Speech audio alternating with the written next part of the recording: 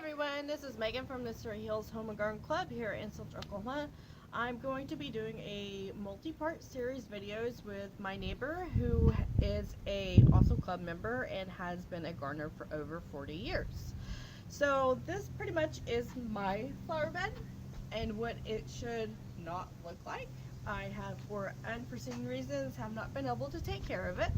So this video could be for you who has been in my same situation, just not had time, or say you bought a new home and you just kind of want to clean it up.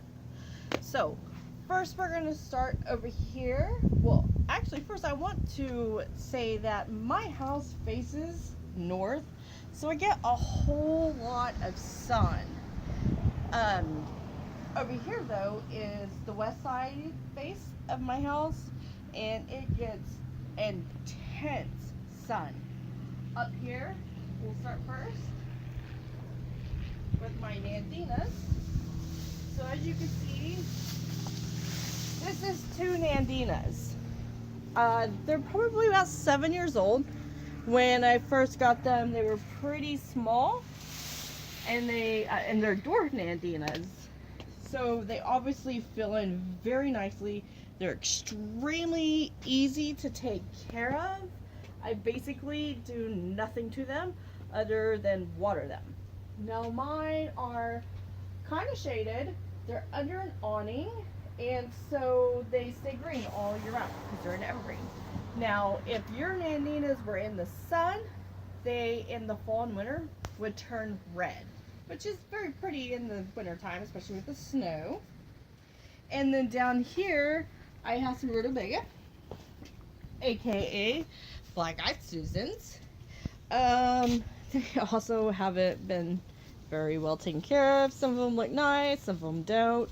But I would like to say that when I bought these, probably like 4 years ago, they were just 3 little 4-inch pots that I planted. One here, and one here. And you can see how they just spread. They require very little maintenance. They love the Oklahoma soil, so they're a great plant if you don't like a whole lot of maintenance. Now over here, I have a red bloom crepe myrtle. As you can see, you've got the pretty red blooms. Now when I planted this, I only planted it 2 years ago, and gosh, I don't even know. I don't think maybe 2 to 6 inches tall. It was very tiny, and in 2 years, this is how big it got. I like the two of them together because in the summertime, in the middle of the summer, when all of the other perennials have kind of their colors have faded, these two pop, and so they give your beds a lot of color. Now down here, I have some variegated Alluro. They also do very good. They are about, I think they're 3 years old. So as you can see, I got 3 here, and then I got 3 here. And when they bloom, they got these pretty little purple spikes, and they'll come up and they'll be taller than the grass. They're very easy to take care of, great for Oklahoma. Again, I don't really take much care of them, so you can see how well they do. Now over here is my east side. So again, I got some more Nandinas, more of the black-eyed Susans. Right here I have a dwarf boxwood. This is probably like 9 or 10 years old, and it gets shaped about 3 or 4 times a year. Otherwise I just water it. Now this is a hydrangea. Hydrangeas are, they're not so easy to take care of unless you live in the Northeast, say aka Plymouth, Massachusetts. Then they are going to need definitely east side facing. When I first bought them, I had this huge, gorgeous maple tree that just let in a little bit of morning dapple sun come in on them, and so they did really great. And they're 2 years old, But unfortunately, Oklahoma weather is crazy. So we had a lightning storm and then a windstorm, and our now humongous maple tree is gone. So they get a lot of sun. So, but as you can tell, because I haven't taken a whole lot of care of them, that they have some burnt leaves down here. So that's what's going to happen if you don't water them. They're a very, very thirsty plant. And they also get a little bit droopy.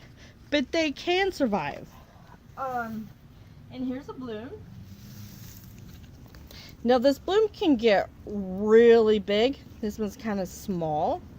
And these blooms can be white, pink, purple and pink, or blue, according to your soil, the acidity in your soil. And I'll show you in the next series what you could put into them to change the colors of them if you would like to. Now down here I have, these are daylilies with also some weeds. I have not taken care of them at all. Now this variety itself is the Stellidae Aura, or Stellidae Or. And the reason why I got them is because my daughter's name is Stella, as you can see right here. So it's the yellow ones. When I first bought these 5 years ago, again they were just 2 or 3 4-inch pots, and you can see if you look how far they have spread, and I've even thinned them out. I mean, they grow like crazy. Now right here, this is a dwarf fountain grass. Don't even know where it came from. A seed must have blown from a neighbor's yard, or a squirrel could have planted it.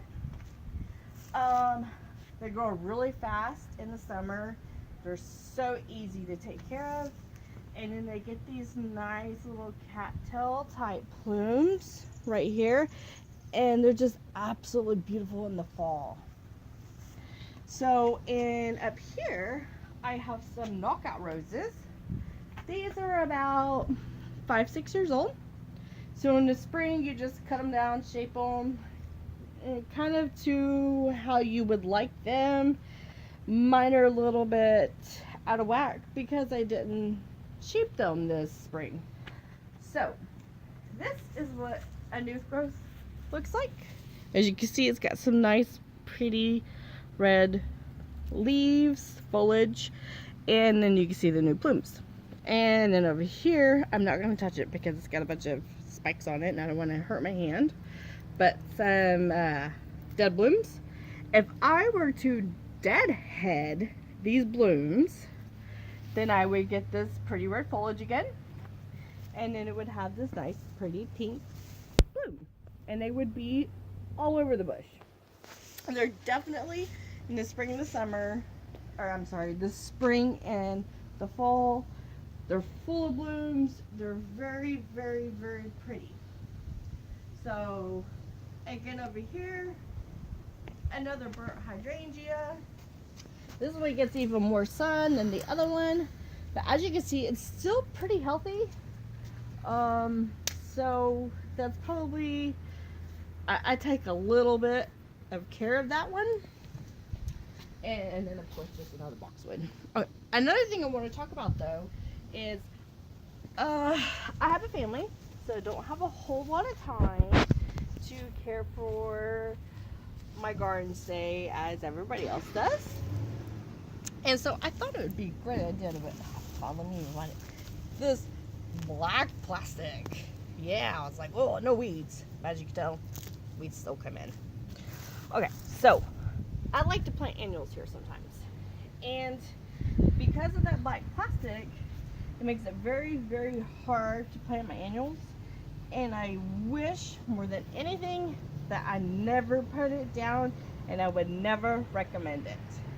Another thing I did is I put down this black mulch, which is gorgeous when you first put it down. I really love it, but it's just not the best for Oklahoma because it's so hot here and it just bleaches it out. I mean, you kind of see it in this one. It's bleached. It has to be replaced every single year, and I know all mulch has to be replaced, but you have to put even more down with the black. So I really wish I wouldn't have done it. So what I did is I have a community bed here in our neighborhood, and I used a pine variety that is also dark. It's very pretty. It decomposes very, very nicely and provides your soil with a bunch of nutrients. So that your soil can look like that. See that? How nice? Now that's because I actually put a bunch of pine and other stuff in there. We'll go over that in another series. So this is series 1, and this is my yard that has not been kept up. The next series will be going over to my neighbor's house. We're going to show you what it should look like and with proper care and maintenance. Another thing I really wanted to point out is that I have no annuals in my bed right now because I just didn't put any down this year. And all of these plants are a couple years old, and so they're well rooted. Now, if I were to just plant these, like, say this year, and then ignored them, they wouldn't have survived. They only survived with their with all the because I completely neglected them. They wouldn't have survived, and they would all be dead. So, thank you again for watching this video.